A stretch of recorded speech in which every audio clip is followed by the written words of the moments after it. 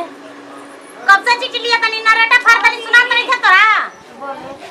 अरे छोटका बाबू का पता चला ला कहां गोल बारे कि खा खा करले रहा त तुम कोइला से पता लगावे बुझा नहीं का मम्मी। अरे ओनी के पता चलो हरे कहां गोल बड़ू काले से गोल बा हमर देहा तड़ी की बता खाई गई को मन नहीं और ना खाता नहीं ना पियत नहीं ओकरा चलते। ए मम्मी फोन कइले रहनी है तब फोन कइनी हनु त कहत न के भाभी काल के बात ह फोन कौन कर ये भाभी ये थी कहत रौरा तरी सूता रही तो हम ना गोली ए रे सुनो सना ए छोटकी का भी छोटकी रे ऊ कहां सूता रहे रे ऊ त कबइबे ना करेले तनी बोलबे ना करेले। अरे तनी सुत के टीवी देख जानते बा आ कार ये तो खासे सीढ़ी बना तोरा कोनो चीज के चिंता नहीं है ना। बोली मम्मी बैठ आई अब वो पता चला ला छोटका के रे के जाने मम्मी जी अभी तो वहां के कुछ सुनाते नहीं खे माने खोज खबर कहां बाई देखा तड़ी देख काले के पढ़े के गोल बा काले के वाइले नहीं के पढ़ के कतो चल उनका रे कहत रहे नु कि एगो स्कूली में नु लड़की पसंद कइले बनी मम्मी ओकरे से बियाह करम प्यार करत नहीं त हम गनी नु ना जैसे तोरा भैया के दोनों के भइल बियाह ना वैसे ही ना तोरा हम धूमधाम से बियाह करम हमार सपने बा के हमार छोट लड़का के नु बाक मम्मी धूमधाम से छोट बाड़ा नु बोलेला ना सही जानते हैं ऐसा कोनो बात नहीं के वहां के कोई से बोली ना ना बुझाते नहीं कि कहां गोल भाग गोल कहता कि ना बियाह करबे हमार ओकरे से ना त हम आज की बताइबे ना ए मम्मी जी खाऊंगी ना टेंशन में का रहत नहीं दोस्त के घर मम्मी नु एकदम हमरा के तौरी मुंगा दे अरे हटा सारे हमार लड़का बुलाइल बा ना रे खाना के नहीं के रुकी ना मम्मी हमने की फोन कर फिर लगा के पूछत है जे का बात बगे जान तनी। हां ठीक बेटा अरे तनी चलने मुना घरवा आई हम जातन देखत है फोन लगा तनी कहां बानी हम जातन है ना ठीक बेटा जा जा है ना देखी बेटा अरे जा जा तो अंजनी बाड़ जाता हमरा के समर पे जी मम्मी जी रो यही टेंशन में रह ठीक बा जन होई जन देखल जी ठीक बा टेंशन न कर चल के आके खाना खा तनी खा हां ठीक बेटा ये नहीं तो हमर पतो दुगो के तरह सुंदर बाड़ी सन यही से कहत रही के वो करो ऐसे ही अपन सुंदर खूब छोट बाटे तो खूब सुगर बेरानु देख के बियाह करम। चलो ये जी बात क्या बोला मम्मी ना मानो तो हमार तो मम्मी पापा बियाह कर दे रहन के संग का जाने मम्मी ना मानो तो चलो हम भाई नु चलो हम मनाई नु हम कोशिश करम मना आओ ठीक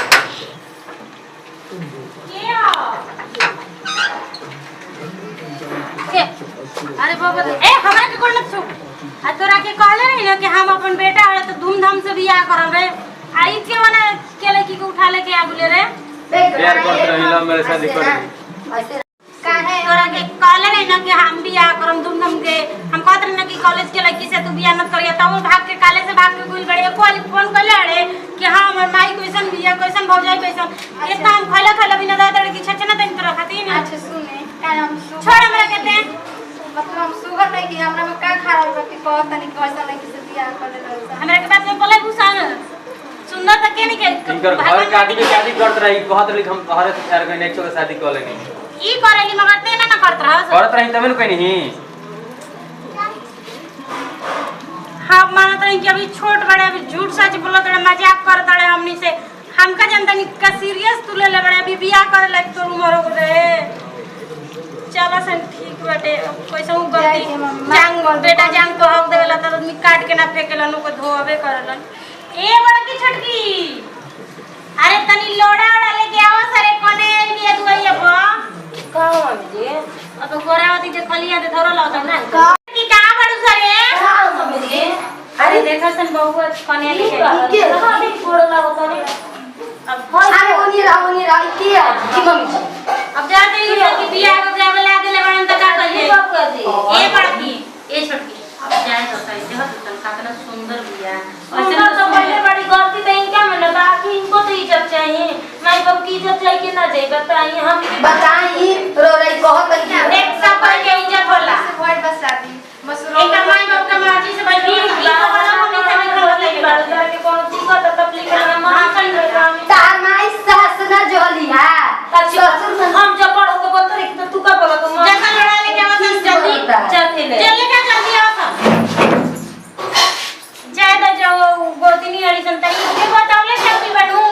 ऐसे तो मन पता नहीं लाठी से मार और एक काम से एक बैग फोन ले चल गुनी परिछ दी हां के दो गीत गावता ना सोने के सिंहरा ले ले अम्बाड़ी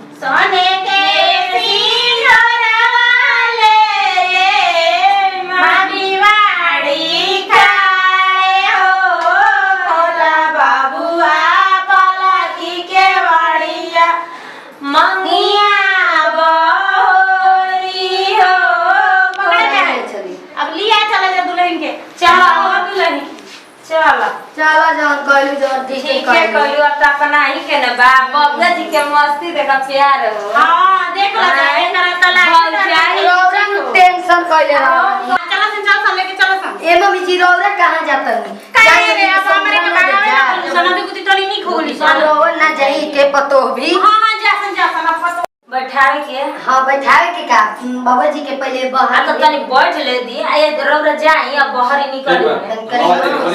अब बुझात के निकले के मन नहीं करता जान तड़ू जब बैठल ना हमनी के देवर ना लाखों में एगो बानी जमनी अबनु घर परिवार सब देखे के आ बाबा जान लो सुनो सास के सामने ना ऊंचा आवाज में मत बोले हमनी के आज तारीख से हमनी के जवाब नहीं जा ठीक हमनी के सास नु सुमित्रा हनी आ सुन ले जैसे कहे नु आ देखो हो बानु तो खखुआइले पड़ो ठीक न खखुआइल के बाद मैंने कहत रहन ठिपान के विदा कर देते हैं ठीक बा भेजत अपना दिमाग से काम लिया जाला अच्छे ध्यान रखियो न तो भाई जोश में होश मत खो दिया तू खखुआइल न करेगा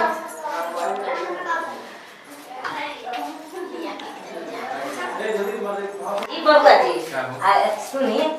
एक काम करिए तो हो नया नुहर बिया ठीक न तनी हिसाबे से इना के खखुआइल भी त खूब कोड़िए मत दे है जब बैठी ठीक नो आ भौजाई के सामने तो बड़ी लाज लगत रहे जीरो रे तो बड़ी मौका मेरे भीतर ही से आना ऐसे हमने भी मजाक कर देता लोग भागत रहे दुमा के आ भीतर ही टिक के कहली ले दे चली अपन मनसा पूरा करी जा जाते क्या हो